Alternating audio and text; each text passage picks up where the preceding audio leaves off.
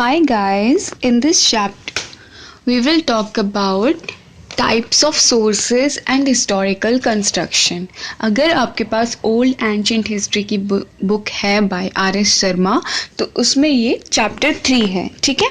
तो आज हम इसके बारे में बात करेंगे और लिटरेरी सोर्सेज, आर्कियोलॉजिकल और इन सब चीज़ों को समझने की और ग्रास्प करने की पूरी कोशिश करेंगे। So let's move forward. सबसे पहले हमारे पास जो एंशिएंट हिस्ट्री को समझने के लिए जो हिस्टोरिकल कंस्ट्रक्शन की जो सोर्सेज हैं उसमें दो तरह के मेन सोर्सेज आते हैं। First one is literary sources, okay, and second one is archaeological sources, okay. Literary sources मतलब बुक्स और जो स्क्रिप्ट्स मिली हैं वो, ठीक है। तो उसमें जो लैंग्वेजेस हैं, जो बुक्स मिली हैं, जो आपकी ओल्ड बुक्स और रिलीजियस स्क्रिप्ट्स ये सब मिले हैं, तो उसमें मेन लैंग्वेज कौन कौन सी हैं? वैदिक, संस्कृत, पाली, प्राकृत और दूसरी लिटरेचर और फॉरेन अकाउंट्स, ठीक है। और आर्कियोलॉजिकल जो आपके सोर्सेज हैं उसमें क्या आता है? Epigraphy is nothing but study of inscription, okay.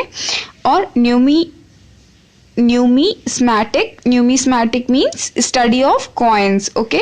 It can be asked in prelims. और आपके architectural remains क्या होते हैं? जो हमें आपके जो बेसिकली जो एक्सकेवेशंस होते हैं, जो एक्सप्लोरेशंस होते हैं, उसमें जो आपके मटेरियल कोई ज़मीन के अंदर से निकलता है एक्सकेवेशंस के थ्रू, उसको हम आर्किटेक्चरल रिमेन्स बोलते हैं या फिर उसको एक्सकेवेशन मटेरियल बोलते हैं। और जैसे कोई खंडहर हो या कोई ऐसी बिल्डिंग जो ढह गई हो, उसके जो रिमेन्स होंगे उसको आर्किटेक्चरल रिमेन्स बोल सकते हैं, ठीक है। Archaeological exploration, excavations, okay. और जो मॉन्यूमेंट्स और मटेरियल रिमेन्स होते हैं उसको क्या बोलते हैं? Archaeology. So now we are clear about what are literary sources and what are archaeological. Now will talk about sources of ancient history, okay. सबसे पहले लिटरेरी सोर्सेज की बात कर लेते हैं। देखिए, Indian tradition of history writing. अब जो इंडिया में हमारी जो हिस्ट्री लिखी गई वो किस तरह से लिखी गई? Many foreign scholars opined that Indians had no sense of history writing and what ever was written in the name of history is nothing more than a story without any sense. So जो हमारे colonial historians आए, जो बाहर से आए, उन्होंने बहुत ही डीनिग्रेट करके हमारे हिस्ट्री को लिखा था। हमें कहा गया कि इंडियंस को हिस्ट्री लिखने का सेंस नहीं है और उनके पास कोई डेट्स नहीं है। हालांकि ये बात सच थी कि डेट के वे में ऑर्गेनाइज जो किया गया था वो उस तरीके से नहीं किया गया था, क्योंकि युगों में ऑर्गेनाइज किया गया था। द्वापर युग, त्रेता युग, ठीक है। तो इस तरह से युगों में ऑर्गेनाइज किया गया था। और हमारे पास जो ज़्यादातर जो टेक्स्ट थे वो रिलीजियस टेक्स्ट थे जिसमें हिस्ट्री का एक जिक्र मिलता था। लेकिन जो एक प्रॉपर पॉलिटिकल हिस्ट्री होती है उसका उतना ज़्यादा हमारे यहाँ सोर्सेज अवेलेबल नहीं थे। But this appears to be a very harsh judgement that Indians had no sense of history writing, right? Because the knowledge of history was given a very high place in ancient India. It was accorded sanctity equal to a Veda, okay. So because are history is somewhat very much linked to mythology and Vedas, okay. So Artha-veda, Brahmins and Upanishads include Itihas, Puran as one of the branches of knowledge, ठीक है. तो these are the sources like Brahmanical literary sources, Artha-ved, Upanishad. So इसमें ही इतिहास की एक झलक मिल जाती है आपको. और कौटिल्य ने अपने अर्थशास्त्र में किंग को अपनी लाइफ का एक हिस्सा जो है डिवोट करने के लिए कहा है और कहा है कि किस तरह से एक अच्छे किंग की क्या ड्यूटीज होनी चाहिए. तो अर्थशास्त्र के कौटिल्य में आप पॉलिटिकल हिस्ट्री भी आप you can get political history via Kautilya से अर्थशास्त्र, ओके. पौराणिक लिटरेचर की बात कर लेते हैं थोड़ी सी. पौराणिक लिटरेचर भी बोलते हैं जिसके, देखिए, जो पौराणिक लिटरेचर होता है ना वो बहुत ज़्यादा वास्ट है. उसमें 18 मेन पुराण हैं और 18 सब्सिडरी पुराण हैं और बहुत सारी अदर बुक्स भी हैं. और पुराण के अकॉर्डिंग जो सब्जेक्ट मैटर है हिस्ट्री का उसको इन 5 भागों में बांटा गया है. वो 5 भाग कौन से हैं? सर्गा मतलब इवोल्यूशन ऑफ यूनिवर्स. सर्गा मतलब यूनिवर्स कैसे हमारा एग्जिस्टेंस में आया. और दूसरा है pratisarga means involution of universe, ठीक है, हाउ इट इज इन्वॉल्यूटिंग, ठीक है. And the next is manvantara, manvantara means recurring of time, ठीक है। मानवांतर, निरंतर, इस तरह आप रिलेट कर सकते हैं। रेकरिंग ऑफ टाइम, तो अभी ने क्या देखा, sarga evolution of universe, pratisarga involution of universe, manvantara recurring of time. Vamsa is genealogical list of kings and sages. Vamsa में राजाओं के बारे में लिखा हुआ है कि कौन सा राजा कब हुआ और कौन से संत कब हुए, ठीक है। और वंशानुचरिता, ठीक है। वंशानुचरिता में क्या है, सेलेक्टेड कैरेक्टर्स की कुछ इंस्पिरेशनल या मोटिवेशनल या कुछ इस तरह की सेलेक्टेड स्टोरीज हैं, कैरेक्टर्स हैं, ठीक है। तो वंशानुचरिता, ठीक है। तो हमारे पास 5 पार्ट्स में हिस्ट्री को आपने डिवाइड किया, सब्जेक्ट मैटर को। सर्गा, ठीक है, evolution of universe, pratisarga involution of universe, manvantara recurring of time, vamsa is kings and saints, and vamshanucharita respective selective stories, ठीक है। So this is you can say Puranic literature, ठीक है। अब आगे बढ़ते हैं और बात करते हैं आगे और क्या है। Later on description of the tirthas, जो कि जिसमें sacred of pilgrimage, sacred pilgrimage है, सैक्रेड प्लेसेस ऑफ पिलग्रिमेज, ठीक है। एंड देयर महात्मा, ठीक है, जो रिलीजियस इंपॉर्टेंस, मतलब जो रिलीजियस प्लेसेस हैं और वहाँ के जो महात्मा थे उन्होंने भी इसमें बहुत सारी चीज़ें इंक्लूड की। और ये बोला गया है जो रिलीजियस प्लेसेस हैं उनके अकॉर्डिंग, या रिलीजियस स्क्रिप्चर्स उनके अकॉर्डिंग, कि 4 युग होते हैं, ठीक है। 4 युग कौन से होते हैं, कृता, त्रेता, द्वापर और काली। आई रिपीट, 4 युग होते हैं, कृता, त्रेता, द्वापर और काली। और हर सक्सीडिंग एज में जो है ये बोला गया कि जैसे जैसे टाइम बढ़ेगा, तो काली मतलब कलयुग, ठीक है। तो जैसे जैसे टाइम बढ़ेगा वैसे वैसे जो है मोरल वैल्यूज डिक्लाइन होगी, सोशल इंस्टीट्यूशन डिक्लाइन होंगे। A kind of this is a kind of religious faith, ठीक है। Krita, Treta, Dvapara and Kali, Krita, Treta, Dvapara and Kali. So each succeeding age is depicted worse than the preceding, show decline in the moral values and social institution. So इसमें बहुत सारे areas की बात की जाती है, एराज की बात की जाती है, ठीक है। तो देखिए हम देख लेते हैं कि क्या क्या एरा बोला गया है, किस तरह से इन्होंने डेट को डिफाइन किया है। तो आप जो जैसे कॉलोनियल हिस्टोरियंस रिजेक्ट करते हैं कि हमारे पास डेट का सिस्टम था ही नहीं, तो this is totally wrong, because we had a date system in sense of yuga, जो ये युग बनाए गए थे। ये कब युग हुआ, ये संवत के वे में डेट दी जाती थी। और इसको अगर बीसी और एडी के फॉर्म में अगर हम कन्वर्ट करें तो we can quote it, right. So there is 3 eras main. Vikram Samvat जो कि 57 बीसी में बिफोर क्राइस्ट, ठीक है।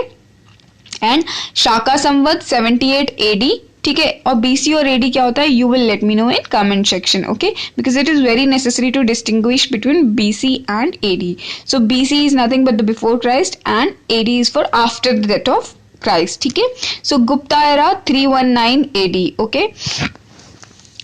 तो there are 3 main ages, Vikram Samvat, Shaka Samvat और Gupta era. I repeat, Vikram Samvat, Shaka Samvat और गुप्ता एरा। डेट्स इतनी इंपॉर्टेंट नहीं है हमारे लिए, हमें बस पता होना चाहिए कि पहले विक्रम संवत आया, उसके बाद शाका संवत, उसके बाद गुप्ता एरा, ठीक है। Now narration of Purana were a part of the annual ritual in every village and town during the rainy season and at the time of festivals. It was treated as a powerful vehicle of awakening of socio-cultural consciousness. So what was happening is that at the time of this old ages, Purana का जो recitation होता था ना, that was very important and that was treated as a festival. जब भी कोई festival आता था तो पुराण का रेसिटेशन होता था बिकॉज इसको पवित्र माना जाता था, ठीक है. So in all the Purana royal genealogies are dealt with the reign of Parikshit the grandson of Arjuna as a benchmark. जितने भी पुराण हैं जितने भी, उसमें जो है जो रॉयल जेन्यूलॉजी है उसमें जो परीक्षित की जो परीक्षित का रोल है ना, राजा परीक्षित का रोल, जो कि अर्जुन के ग्रैंड सन थे. आपने अगर महाभारत पढ़ी तो आपको पता होगा कि अर्जुन कौन थे. तो अर्जुन के जो ग्रैंड सन थे परीक्षित, उनका जो राइन है, उनकी जो रूलिंग है, उसको एक बेंचमार्क माना गया है, ठीक है. All the earlier dynasties and kings have been mentioned in past tense, while the latter kings and dynasties have been narrated in future tense. तो जो पुराण में बोला गया है कि जो आपके पहले की डायनास्टीज हैं उनको पास्ट टेंस में मेंशन किया गया है, और उस जो पुराण लिखा गया उसके बाद आने वाले राजाओं के बारे में उसमें जब लिखा गया फ्यूचर टेंस में लिखा गया है. तो इससे हमें पता चलता है कि काइंड ऑफ एक यू कैन से कि एक आपका भविष्यवाणी जैसा सिस्टम किया हुआ है फ्यूचर टेंस में जब लिखा है आने वाले राजाओं के बारे में, ठीक है। This may be because of the fact that the coronation of Parikshit marks the beginning of the Kali as.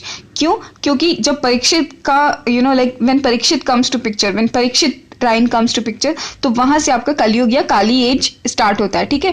Many scholars think that this also points to the fact that perhaps the Puranas were completed during the reign of Parikshit. और बहुत सारे scholars ये भी बोलते हैं कि हो सकता है कि जो आपके पुराण जो बनाए गए ना वो परीक्षित के टाइम पे लिखे गए हैं, ठीक है। In the context of Purana it may be remembered that in ancient India itihasa was looked upon as a means to illuminate the present and future in the light of the past.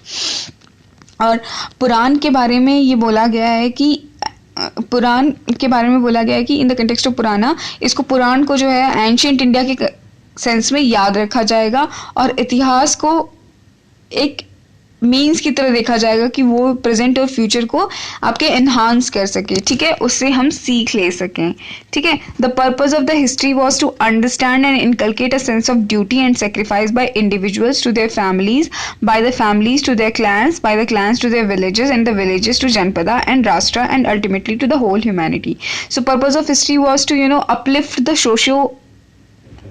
socio-psychological status of the brain of people, like they should be aware of the moral duties and their respective duties in the society. So history was not meant to be an exhaustive compendium of the names of the kings and dynasties and their achievement etc, जैसा कि अभी होता है। तो उस time पे history लिखने का तरीका अलग था, ठीक है, क्योंकि उसका पर्पज अलग था। लोगों में एक मोरल वैल्यू इंस्टिल करने के लिए हिस्ट्री लिखी जाती थी, ना कि कोई एग्जाम देने के लिए। इसीलिए उस समय आप कह सकते हैं कि जो सेंस ऑफ राइटिंग था that was different. So colonial historians are wrong about it that we had no sense of writing history, okay. So the two great epics Ramayana and Mahabharata may also be used as a source. It is generally held that there have been constant interpolations in these works, okay. So you can take Mahabharata and Ramayana both as a kind of like history sources only. Though ये जब जैसे जैसे अलग अलग authors ने इसको touch किया है महाभारत और रामायण, तो उनमें बहुत ज़्यादा एडिशन भी किया है, ठीक है, एडिशन डिलीशन हुआ है, छेड़छाड़ हुई है इन दोनों एपिक आपके क्रिएशंस के साथ में, ठीक है। The Puranas may not satisfy the modern definition of historiography और those who wrote it may not have been awe of the historian crafts, but they seem fully aware of the purpose of their work and the purpose of history itself. So पुराण को जो है modern definition की history के तरीके से history तो नहीं बोला जा सकता, लेकिन they had a kind of purpose, ठीक है, and the purpose of history itself, right. So अब हम क्रिएशन की बात करते हैं, किसने क्या क्रिएट किया, ठीक है, क्योंकि ये हमारे लिए प्रीलिम्स में इंपॉर्टेंट हो जाता है, okay. And this lecture is not exhaustive, so I hope आपको समझ आ रहा होगा और आपको इंजॉय कर रहे होंगे ये हिस्ट्री का लेक्चर पढ़ना, ठीक है।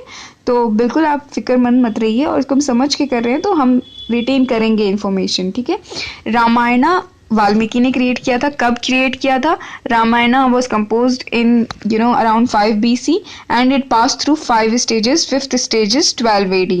There are 6,000 verses, means 12,000 verses and finally 24,000 verses. मतलब पहले जो ओरिजिनल रामायण क्रिएट की थी उसमें 6,000 वर्सेस थी, लेकिन फिर जैसे जैसे एडिट होता गया तो उसमें अभी पहले 12,000 वर्सेस हुई, उसके बाद और एडिशन होकर 24,000 वर्सेस कर दी गई। As a whole this text seems to have been compose later than Mahabharata. Overall ये माना जाता है कि महाभारता के बाद जो है रामायण क्रिएट की गई। Now Mahabharata was created by Vyas. It reflects the state of affairs between 70 BC to 4 AD, okay, and originally there were 8,800 verses collection dealing with victory, later raised to 24,000 verses, came to be known as Bharata after Bharat type. Final compilation was that 1 lakh verses were there and it came to be known as Mahabharata, okay, Mahabharata और शतश्री संहिता, ठीक है। So there is didactic portion from post Mauryas Guptas times. तो जैसे जैसे time हुआ तो उसके बाद इसमें भी एडिशन हुआ है and it was mainly created between and wrote about 70 BC to 4 AD, ठीक है। तो ये आपका महाभारत के बारे में था। इट वाज क्रिएटेड बाय व्यास, ठीक है। और पुराने लिटरेचर के लिमिटेशंस की बात कर लेते हैं। देखिए जो ज़्यादातर एंशिएंट लिटरेचर है ना वो रिलीजियस है नेचर में, क्योंकि रिलीजन को उस समय बहुत ज़्यादा इंपॉर्टेंस दी जाती थी लाइफ में, और जो ज़्यादातर राइटिंग्स होती थी या ज़्यादातर जो नॉलेज बेस्ड होता था वो रिलीजियस बेस्ड होता था, ठीक है। और जो scientific way of writing history है दैट वाज नॉट देयर, कि what are the rhymes and what were the political composition and everything. People didn't value that much. People were more about, you know, moral values and ethical values, ठीक है, and those which are claimed to be the history by Indians. और वो पुराणिक और epic literature था, और इसमें कोई definite dates नहीं है इवेंट्स की या किंग्स की, ठीक है. पुराण और ये पुरानी लिटरेचर की आपकी लिमिटेशन है, कि ये हम इसको कह सकते हैं हमारा एडवांटेज नहीं है हमारे लिए, क्योंकि आपको अगर मॉडर्न सेंस में अगर लिखना है या कहीं कोट करना है या रिलेटिविज्म में देखना है कि यहाँ की हिस्ट्री या ग्रीक हिस्ट्री को दोनों को आप रिलेट करके देखिए कि क्या चीज़ कब हुई, तो आपको Puranic literature will not be of much help then. Okay, so Purana और एपिक्स में जो जेनियोलॉजीज हैं किंग्स की कौन सी डायनेस्टी पहले थी, फिर उसके बाद कौन सी डायनेस्टी थी, तो उसमें कन्फ्यूजन हो जाता है, और अचीवमेंट में भी कन्फ्यूजन हो जाता है किसकी कौन सी अचीवमेंट थी, और उनको दो कि हमें ये पता कि कौन से किंग ने किया क्या था, लेकिन उनको क्रोनोलॉजिकल ऑर्डर में जो आपके अरेंज करने में there is a tedious job that one have to do, ठीक है. So Puranic literature helps tracing lord Ram of Ayodhya around 2000 BC, but the extensive exploration of Ayodhya do not show any settlement around that date. तो Puranic literature में अगर हम उसमें genealogy compare करें, dates की बात करें, तो जो अयोध्या किंगडम था उसकी जो पूरी स्टोरी है वो आपकी जो है 200 BC से 300 AD के बीच में आपके अकर हुई थी, ठीक है. और सॉरी, लॉर्ड कृष्णा जो है 200 BC से 300 AD के बीच में, और जो लॉर्ड राम ऑफ अयोध्या हैं ही वाज अराउंड 2000 BC, ठीक है. सो anybody please don't get offended, these are not my own ideas, so this is not something religious that I'm quoting about or that I'm talking about. It is history from the purpose of examination. Okay,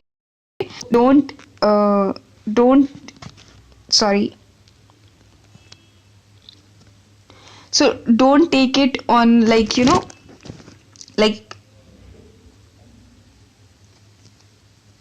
don't take it on that basis. Okay, so just we have to see कि वो जो exploration हुई, जो excavations हुई, उसमें आपके वो कोई ऐसी मतलब एविडेंस नहीं मिला है. और ऐसे ही जो एक्सकवेशन हुए हैं मथुरा में, वो जो लॉर्ड कृष्णा का टाइम दिया हुआ है उसमें कोई अटेस्ट नहीं करते इस प्रेजेंस को, ठीक है. बट काउंटर आर्ग्यूमेंट ये है कि रामायण और महाभारत जो है बहुत पहले हुए होंगे, उसके बाद सेवरल चेंजेस हुए एडिशन में, और कई लोगों ने उसमें एडिशन किया, एडिटिंग की उसकी, और बार बार वो लिखा गया और हर बार नए तरीके से लिखा गया. तो माइट भी उस समय से लेकर के अब तक का बहुत ज़्यादा चेंज हो चुका है, और इसीलिए एक्सकवेशन में उसका जो आपका कोई ठोस आपका एविडेंस नहीं मिला, ठीक है. Now talking about Vedic literature, there are 4 Vedas and we can not find much trace of political history in Vedas. Okay, Vedas में पॉलिटिकल हिस्ट्री नहीं है, वेदास में मेनली जो है रिलीजियस रिलायबल ग्लिम्पसेस है कल्चर के, सिविलाइजेशन के, जो वैदिक पीरियड में थे. वैदिक literature entirely in a different language which can be called as the Vedic language. Okay, its vocabulary contains a wide range of meaning and at times different in grammatical usages. Okay, it is a definite mode of pronunciation in which emphasis changes the meaning entirely. मतलब उसमें एक pronunciation का अलग तरीका है, और वैदिक languages में आप किसी एक चीज़ पे ज़्यादा एम्फेसाइज करेंगे तो जो पूरा श्लोका है या पूरा जो आपका उसमें वो है जो 1 लाइनर 2 लाइनर लिखा हुआ है, तो उसका पूरा मीनिंग चेंज हो जाएगा आपके इंटरप्रिटेशन के बेसिस पे. तो इसीलिए it has to do a lot with how it is supposed to be read. Okay, this is the reason why an elaborate means to protect and preserve the mode of pronunciation of Vedas have been devised. इसीलिए जो pronunciation का तरीका है वो strictly वहाँ पे restricted किया गया कि इसी तरह से इस चीज़ को pronounce करेंगे तभी आपका ये meaning निकलता है, ठीक है. तो this is the information about Vedas. By the means of Ghana, Jata and other types of Patha, we can not only determine the meaning of the mantras but also can hear the original tone on which these were sung thousands of years ago. Because of these Pathas, no interpolations in the Vedas are possible. और इसीलिए इस तरह के जो restrictive nature of Vedas की वजह से आप कोई और तरीके से interpolation या उसमें addition नहीं किया जा सकता और ना ही किया गया. तो Vedas are something very genuine. If you want to understand religious scriptures and everything without any overdo or without any addition or without any folly you don't want to find, then you must go to Vedas and then read it, and then you can understand ki this is the original scriptures, right? Now talking about वेदांगा की बात कर लेते हैं. वेदांगा में यहाँ पे basically Vedanga are nothing but 6 limbs of Vedas. So Vedangas were involved for the proper understanding of Vedas. जो वेद के जो अंग है तो उसको बोलते हैं वेदांग, ठीक है, वो वेद को अच्छे से समझने के लिए क्रिएट किए गए। तो उसमें 6 मेन वेदांग हैं। शिक्षा, शिक्षा इज नथिंग बट फोनेटिक्स, ठीक है। Kalpa, Kalpa means rituals. व्याकरण यानी कि grammar. Nirukta means etymology. Chhanda means metrics. Jyotisha means astronomy, astrology होना चाहिए, सॉरी ये गलत लिखा हुआ है यहाँ पे, एस्ट्रोलॉजी होगा, ठीक है। तो Shiksha phonetics, Kalpa rituals, Vyakarana grammar, Nirukta Chhanda, Nirukta means etymology, Chhanda metrics, Jyotisha astrology, ठीक है। आई रिपीट, शिक्षा कल्पा व्याकरण निरुक्ता छंदा ज्योतिष। शिक्षा कल्पा व्याकरण, देखिए 3 पार्ट्स में याद कर लेंगे, 3 में। शिक्षा कल्पा व्याकरण निरुक्ता छंदा ज्योतिष। शिक्षा कल्पा व्याकरण निरुक्ता छंदा ज्योतिष, ठीक है। Now talking about Sutras. अब देखिए वेदांग हमने देख लिए, शिक्षा कल्पा व्याकरण निरोगा छंदा ज्योतिषा, ठीक है। और इसको आप ऐसे भी पढ़ सकते हैं सिंपली, शिक्षा कल्प व्याकरण निरुक्त छंद ज्योतिष, ठीक है। सूत्रा की बात करते हैं। हर वेदांग में है एक क्रेडिबल लिटरेचर लिखा गया है जिसके अराउंड जो है सूत्रा डेवलप किया है। सूत्रा मतलब परसेप्ट, जैसे सूत्र बोलते हैं हम इसको, ठीक है। और this is a very precise and exact form of expression in pros which was developed by the ancient Indians. ये एक तरह का प्रिसाइज और एग्जैक्ट जो एक्सप्रेशन है कि कैसे आप किसी आपके प्रॉस को, प्रॉस हमें पता है, देखिए 2 चीजें होती हैं लिटरेचर में, ये थोड़ा सा लाइक इंट्रिकेटली वोवन, ये आपका चैप्टर, ये जो समरी लिखी है मैंने, तो ये जो है ये थोड़ी इंट्रिकेटली है, ठीक है। तो इसलिए हमें थोड़ा सा पता होना चाहिए। देखिए जो लिखा जाता है ना, जो लिटरेचर होता है वो 2 तरीके से लिखा जाता है, एक तो प्रॉस होता है, एक पोएम्स होती हैं। प्रॉस जो होती हैं, प्रॉस में राइमिंग नहीं होती है और पोएम्स में राइम होता है, ठीक है। तो जो आपका जो सूत्रास है ना वो प्रॉस हैं, ठीक है, और ये एंशिएंट इंडियंस द्वारा डेवलप किए गए थे। पाणिनि के अष्टाध्यायी, जो पाणिनि ने अष्टाध्यायी बुक लिखी थी, वो एक बुक थी ग्रामर पे, ठीक है, संस्कृत ग्रामर। तो अष्टाध्यायी है वो ग्रामर है, उसमें 8 चैप्टर हैं और उसमें फाइनल कल्मिनेशन है कि excellent art of writing in Sutra. उन्होंने परसेप्ट्स में लिखा हुआ है इसको, प्रॉस में, और जिसमें हर चैप्टर जो है इंटरलिंक्ड है या इंटरवोवन है, मतलब एक चैप्टर दूसरे से लिंक है। तो इसके चैप्टर्स एक बार हम देख लेते हैं कैसे लिखा हुआ है इसमें, ठीक है। देखिए और भी ये जो चीजें हैं, लाइक ये, और सॉरी ये जो बुक्स, चैप्टर्स नहीं सॉरी, और भी बुक्स लिखी गई हैं और उसके बारे में थोड़ा हम देख लेते हैं, ठीक है। और कौन कौन सी जो आपके सूत्रास हैं उसके बारे में बात कर लेते हैं। सूत्रा में क्या आता है, ब्राह्मणास, जिसमें वैदिक राइचुअल्स के ऊपर लिखा गया है। आर्यनक, अगर मेरी प्रोनाउंसिएशन रॉन्ग है तो प्लीज डू एक्सक्यूज मी, ठीक है। आरण्यक बोलेंगे इसको, सही है, आरण्यक। तो आरण्यक जो है आपके, it gives discourse on different spiritual and philosophical problems. Upanishad हम सबको पता है, ठीक है। उपनिषद बेसिकली, एक्चुअली उपनिषद का मतलब क्या होता है कि पहले जब गुरु और शिष्य का टाइमिंग होता था तो गुरु जो है शिष्य को पास बिठा करके जो सिखाते थे, तो उपनिषद से मतलब है बैठना, ठीक है। तो वो पास बिठा कर जो सिखाते थे, तो जो ज्ञान वो देते थे, तो उनको जब राइटिंग फॉर्म में लिखा गया तो उनको बोला गया उपनिषद, ठीक है। तो सल्व सूत्रा, जिसमें सैक्रिफाइशियल अल्टार्स और जो आपके ज्योमेट्री और मैथ्स हैं उसमें सुल्व सूत्रा उसको बोलते थे, ये भी लिखा गया, ठीक है, ये सूत्रा के फॉर्म में लिखा गया। तो ये सूत्रा के टाइप्स हैं आपके। और श्रतु सूत्रा, जिसमें रॉयल कोरोनेशन सेरेमनीज और ये जो सेरेमनीज होती हैं विवाह और ये सब, ये कैसे कंडक्ट करना है उसके बारे में। और गृह सूत्रा में डोमेस्टिक राइचुअल जैसे birth, naming, marriage, funeral etcetera, ठीक है। और श्रतु सूत्रा मतलब जो रॉयल कोरोनेशन है, जैसे ताजपोशी और ये सब चीजें, ठीक है। तो ये आपके सूत्रास हैं, ठीक है।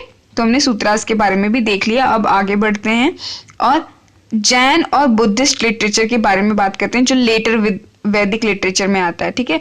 देखिए 3 कॉलम है यहाँ पे। आपके जैन लिटरेचर का नेचर और फिर उसकी किस भाषा में लिखा गया और उसके बारे में कुछ हम रिमार्क्स देखेंगे। सबसे पहले जैन लिटरेचर की बात करते हैं। Jain literature was written in Prakrit and it was a form of Sanskrit language. ठीक है, बुद्धिस्ट लिटरेचर जो लिखा गया वो पाली में लिखा गया and it was a form of Prakrit language which was in vogue in Magadha और साउथ बिहार। ठीक है, पाली लैंग्वेज मेनली मगध और साउथ बिहार में बोली जाती थी और ज़्यादातर जो अर्लीस्ट बुद्धिस्ट लिटरेचर हैं वो इसी पाली लैंग्वेज में लिखे गए हैं। और बुद्धिस्ट मॉन्क जो श्रीलंका गए तो वहाँ पे भी उन्होंने इस लैंग्वेज को जिंदा रखा। ठीक है, और it provide detail of contemporary kings in Magadh, north Bihar, east UP. तो ये जो बुद्धिस्ट लिटरेचर लिखा गया इसमें काफ़ी हद तक जो चीज़ें जो मेंशन है उसमें काफ़ी उस टाइम के जो किंग्स हुआ करते थे उनके बारे में काफ़ी आपके नॉलेज है। ठीक है, अब आगे बढ़ते हैं और अशोका के एडिक्ट्स का भी इसमें जिक्र है। ठीक है, और आपके Since the modern historians have discarded most of the dynasties mentioned in the Puranas and Mahavira and Buddha are considered historical personalities। ठीक है, और पुराण में जो डायनास्टी दी हुई है पुराणों में तो उसको मॉडर्न हिस्टोरियंस जो है वो रिजेक्ट करते हैं। तो इसीलिए जो महावीरा और बुद्धा की जो जो आपके जैनिज्म और बुद्धिज्म के बेसिस पे जो उसमें हिस्टोरिकल एविडेंसेस मिले हैं उसके बेसिस पे महावीर और बुद्धा को हिस्टोरिकल पर्सनालिटी कंसिडर किया जाता है और केवल वो पोर्शन जो है पुरानिक डायनास्टी का वो एक्सेप्ट किया गया है जिसमें बुद्धिस्ट और जैन लिटरेचर के बारे में जिक्र है। ठीक है, और जिसके बारे में बुद्धिस्ट और जैन लिटरेचर में भी काफ़ी हद तक लिखा हुआ है। ठीक है, अब बात कर लेते हैं कुछ बुद्धिस्ट लिटरेचर के बारे में और क्या उसमें लिखा गया। सबसे पहले जातक स्टोरीज की बात कर लेते हैं। ये बुद्धिस्ट बुक्स हैं और इसमें जो है जातक कथाएं लिखी हुई हैं। जब गौतम बुद्ध की तरफ पैदा हुए थे तो वो उस बुक्स के अनुसार वो बहुत सारे जन्म जो है इससे पहले ले चुके थे। ठीक है, और ज़्यादातर जो उन्होंने बर्थ लिया था अपने इस फॉर्म से पहले तो वो ज़्यादातर एनिमल फॉर्म में लिया था। ठीक है, उसमें लगभग 550 बर्थ्स वो ले चुके थे इससे पहले और हर बर्थ में उनको उनकी हर बर्थ स्टोरी जो है उसको जातक बोला जाता था, जातक कथाएं। ठीक है, और ऐसी 550 लगभग सच स्टोरीज हैं और ये अगर आप जाएंगे किसी बुद्धिस्ट मोनास्ट्री में तो वहाँ पिक्टोरियल फॉर्म में भी रिप्रेजेंट की गई हैं। ठीक है, और ये सोशियो इकोनॉमिक कंडीशन पे भी आपके प्रकाश डालती हैं जो कि 5 BC से 2 BC तक हुई। ठीक है, और धर्मसूत्र और स्मृति की बात कर लेते हैं। धर्मसूत्र और स्मृति क्या है कि these are rules and regulation for the general public and the rulers. Dharmasutra और स्मृति में कि जो जनरल पब्लिक है और जो राजा है उनके लिए क्या रूल्स उनको फॉलो करना चाहिए तो उनको बोलते हैं धर्मसूत्र और स्मृति। और इनको जो है मॉडर्न कंसेप्ट ऑफ कॉन्स्टिट्यूशन और law books for the ancient Indian polity and society बोला जाता है। These are also called Dharmashastras. और ये जो धर्मशास्त्रास लिखे गए हैं ये कब लिखे गए? 600 से 200 BC के बीच में। ठीक है, और मनुस्मृति और अर्थशास्त्र आर प्रोमिनेंट अमंग दीज धर्मशास्त्र और यू कैन से धर्मसूत्र एंड द स्मृति। ठीक है, कौटिल्य के अर्थशास्त्र की बात कर लेते हैं थोड़ी। कौटिल्य से अर्थशास्त्र is a book on statecraft and was written in the Maurya period and it was written by Kautilya। ठीक है, और the text is divided into 15 chapters and these are known as books। Different books deal with different subject matter concerning polity, economy and society। Even before the final version of Arthashastra was written in the 4th century BC by Kautilya, there appeared a tradition of writing on and teaching of statecrafts because Kautilya acknowledges his debt to his predecessors in the field। ठीक है, तो जो final version आया अर्थशास्त्र का वो 4th century BC में आया, वो भी कौटिल्य ने ही लिखा है सब कुछ। ठीक है, और उसमें हम ये देखते हैं कि एक आपकी परंपरा जैसी रही है कि हर राइटिंग में जो है ऑन एंड जो स्टेट क्राफ्ट के बारे में काफ़ी लिखा गया कि कैसे आपको पॉलिटी मैनेज करनी है। ठीक है, इसीलिए पब्लिक एडमिनिस्ट्रेशन की जब हम बात करते हैं तो उसमें कौटिल्य को भी एक पॉलिटिकल थिंकर माना जाता है। ठीक है, पॉलिटिकल साइंस की जब हम बात करते हैं तो इसीलिए क्योंकि कौटिल्य जो है वो अपने प्रेडेसर्स को जो है आपके इस फील्ड में एक डेप्थ की तरह कि आपको मुझे समझाना है, मुझे आपको गाइड करना है, इस तरह से उसने अपनी जिम्मेदारी उठाई है। ठीक है, ऐसे एक बुक है मुद्राखुशा है जो विशाखदत्त ने लिखा था। मुद्राखुशा भी सोसाइटी और कल्चर के बारे में और जो पॉलिटिकल इंट्रीग्स होते हैं इसके बारे में एक प्रीलिम्स में क्वेश्चन भी आ चुका है पहले। मुद्राखुशा विशाखदत्त ने लिखा था जिसमें एक ग्लिम्स दिया सोसाइटी और कल्चर का और पॉलिटिकल इंट्रीग्स का। और कुछ हम आपके लिटरेचर की बात कर लेते हैं अभी यहाँ पे। कालिदास ने क्या क्या लिखा था और कालिदास की कौन कौन सी बुक थी जो इम्पोर्टेंट है हमारे लिए, जो प्रीलिम्स के पर्सपेक्टिव से और कभी कोट करने में काम आ सकती हैं। देखिए, कालिदास ने लिखा था मालविकाग्निमित्रम। ठीक है, Malavikagnimitram is based on some events of the reign of Pushyamitra Shunga. Pushyamitra Shunga के टाइम पे मालविकाग्निमित्रम लिखी थी। ठीक है, और विच फॉलोड द मौर्याज। और ठीक है, और इसके बाद पुष्यामित्र शुंगा के बाद कौन आया पिक्चर में? मौर्याज। ठीक है, अभिज्ञान शाकुंतलम, सॉरी शुंगास जो आए थे वो मौर्याज के बाद आए थे। आपको याद होगा कि जो बृहद राजा, जो लास्ट राजा था मौर्य का, तो उनको जो है आपके पुलकेशिन ने मारा था। तो ठीक है, तो उसमें शुंगा डायनेस्टी जो है पिक्चर में आ गई थी। और अभिज्ञान शाकुंतलम भी कालिदास ने लिखी थी, उसमें गुप्ताज के टाइम की ग्लिम्प्स हैं। ठीक है, और भाषा और शूद्रका की बात कर लेते हैं। भाषा और Shudraka were writers who had written plays based on historical events. ठीक है, और शूद्रका ने एक बुक लिखी थी मृक्षकटिका। ठीक है, उसमें लव स्टोरी थी किसी रिच मर्चेंट की एक कोर्टिसन से। ठीक है, बाणा भट्ट ने लिखी थी हर्षचरित। ठीक है, बाण भट्ट भी बोलते हैं इनको। बाण भट्ट ने हर्षचरित लिखी थी, और हर्षचरित जो है बहुत सारे हिस्टोरिकल फैक्ट्स पे आपके प्रकाश डालती है। वाकपटी ने क्या लिखा था? वाकपटी ने लिखा था गौधाओ। ठीक है, गौधाओ, अगर मेरी प्रोनाउंसिएशन रॉन्ग है तो डू एक्सक्यूज मी। ठीक है, वाकपटी ने लिखा गौधाओ, और Gaudavaho was based on the exploits of Yashovarman of Kannauj. ठीक है, और यशोवर्मन ऑफ कन्नौज की स्टोरी है गौधाओ। ठीक है, आगे बढ़ते हैं और देख लेते हैं। देखिए, इस लेक्चर को अच्छा होगा कि आप जो टेबल्स बनी है वो टेबल्स बना करके अपनी कॉपी में लिख लें, तो उससे आपको रिटेन करने में इंफॉर्मेशन आसानी होगी। अब आगे बढ़ते हैं। बिल्हाना ने लिखा था आपके विक्रमादेव चरित। ठीक है, विक्रमादेव चरित्र बिल्हाना ने लिखा था, जो विक्रमादित्य के बारे में बताता था। ठीक है, चालुक्य किंग थे विक्रमादित्य, हम सबको पता है। और कल्हाना ने बुक लिखी थी राज तरंगिनी। तो ये कुछ ऑथर्स हैं और उनकी रचनाएं हैं। देखिए, कालिदास ने अभिज्ञान शाकुंतलम और मालविकाग्निमित्रम। भाषा और शूद्रका ने हिस्टोरिकल इवेंट्स पे लिखी। शूद्रका ने मृक्षकटिका लिखी थी। बाण भट्ट ने आपके हर्षचरित लिखी। वाकपटी ने गौधाओ लिखी, और बिल्हाना ने विक्रमादेव चरिता लिखी। ठीक है, और कल्हाना ने लिखी आपके राजाता रंगिनी। ठीक है, राजता रंगिनी। ठीक है, और कुछ बायोग्राफिकल राइटिंग्स हैं यहाँ पे जो लिखी हैं, उसके बारे में भी बात कर लेते हैं।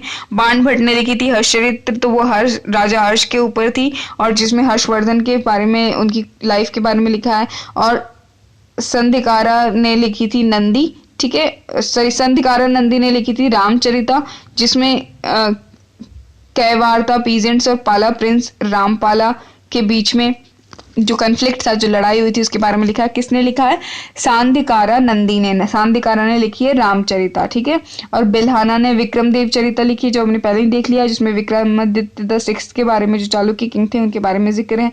और अतुला ने लिखी है मुशिका वंशा, और this dynasty ruled in northern Kerala. ठीक है, तो इसको एक बार फिर रिपीट कर लें। बाण भट्ट हर्षचरिता, संध्याकारा नंदी ने लिखी रामचरिता, बिल्हाना विक्रमदेव चरिता। ठीक है, बिल्हाना ने विक्रमदेव चरिता लिखी, अतुला ने मुशिका वंशा। मुशिका वंशा was a king in Kerala. ठीक है, अब आगे बढ़ते हैं।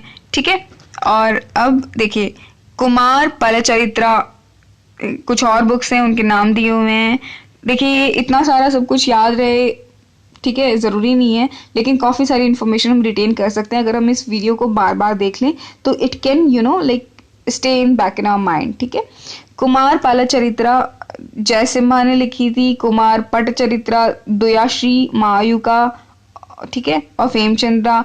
हर्ण मिरकाव्या जो है न्यायचंद्रा ने लिखी थी, और नवशाक चरिता जो है पद्मगुप्ता ने लिखी थी। भोज प्रबंधा जो है बिल्लाल ने लिखी थी, और पृथ्वीराज चरिता जो है चंद्र बारदाई ने लिखी थी। ये भी जो है बायोग्राफिकल राइटिंग्स हैं। So these writers made lot of exaggeration to place their patron kings. तो ये इसको हम ऑन फेस वैल्यू नहीं ले सकते इन बुक्स को, क्योंकि इसमें बहुत ज्यादा प्रेस किया गया है और खामियां कमी दिखाई गई हैं जिनके बारे में वो बायोग्राफीज लिखी गई हैं। ठीक है, और इंडियन लिटरेरी सोर्सेज के जो है आपके लिमिटेशन क्या है, पहले ये देख लेते हैं। हाँ, हम लगभग खत्म करने वाले हैं। थोड़ा सा और है, नहीं तो हम इसको पार्ट 2 में बना लेंगे।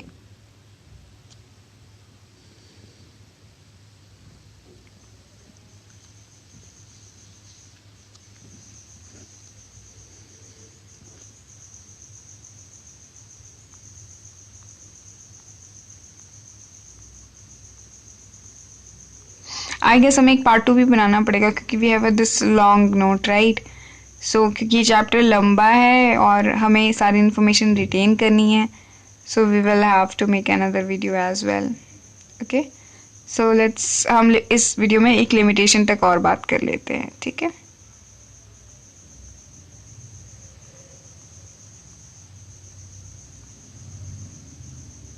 देखिए लिमिटेशन क्या है इंडियन लिटरेचर का।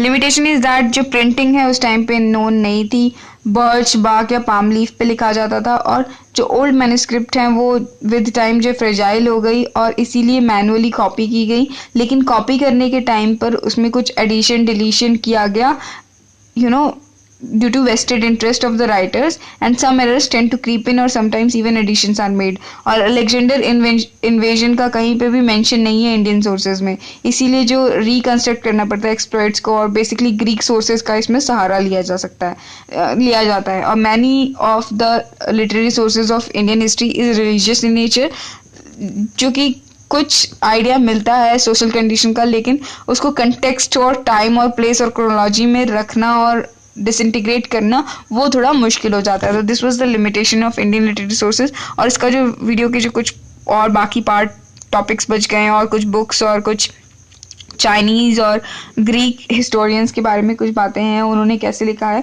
उसके बारे में थोड़ी हम बात करेंगे, वो नेक्स्ट वीडियो में करेंगे। Thank you so much for watching, keep supporting.